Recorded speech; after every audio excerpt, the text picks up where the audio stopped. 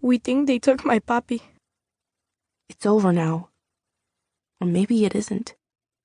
Maybe, even as I sit on my bed in the dying light of the late afternoon, it's beginning again. Maybe Ms. Laverne is looking over the new class list, her finger moving down the row of names. Maybe her, she is thinking. And him, and her. But it won't be the same. It won't ever be the six of us together again. We think they took my papi. My uncle is a musician and a storyteller. He says the hardest part of telling a story is finding the beginning. I've pulled the voice recorder from my closet and have it sitting on the middle of my bed now. When I press play, Esteban's voice fills my room. It is scratchy and far away sounding, but still, Esteban is here again, and all of us are sitting in our small circle in a place we called the ARTT Room. Nobody knows where he's at. Outside, a blue jay perches on the edge of a branch. A lanthus tree. Tree of heaven. Ms. Laverne taught us that. It's the same tree the girl in A Tree Grows in Brooklyn saw from her fire escape. The thing about that tree was it could grow anywhere. And keep growing. And that was the metaphor. That even when things got really hard for everyone in that story, even when the dad died and the mom had to scrub more and more floors to make money, even when the kids didn't have anything to eat for days and the apartment was freezing, the tree kept growing. The main character, her name was Francie, she was like that tree. Ms. Laverne said that all of us, Esteban, Thiago, Holly, Amari, Ashton, and even me, we're like that tree too. My uncle is moving out tomorrow. He's really the only parent I've ever known. He says, this is a beginning.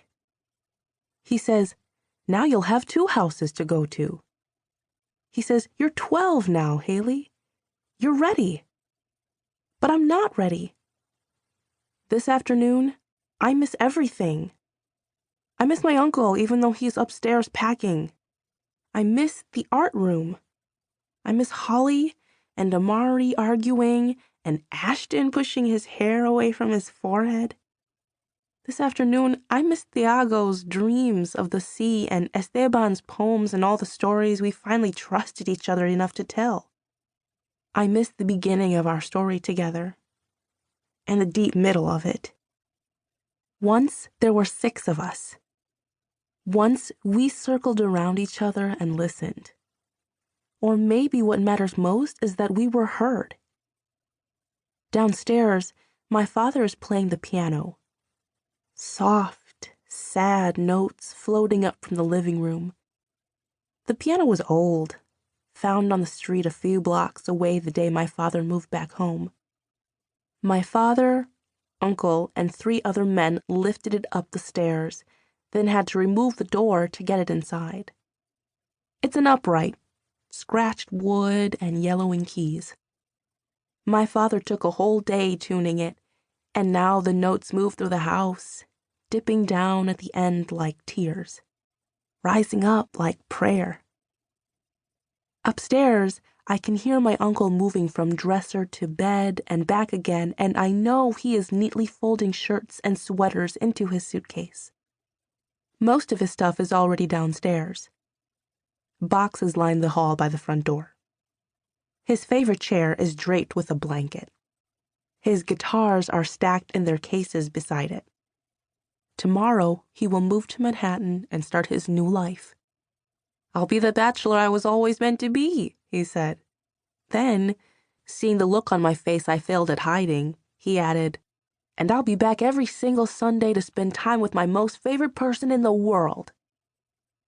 I don't remember a life without my uncle in it. In 2 weeks, I'll begin 7th grade.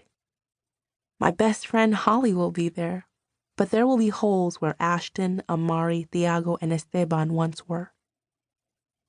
We think they took my papi. I play the first words of Esteban's story over and over as my father's song lifts up to my room, as my uncle packs above me, as the blue jay perches in the ailanthus tree, as the world keeps on spinning.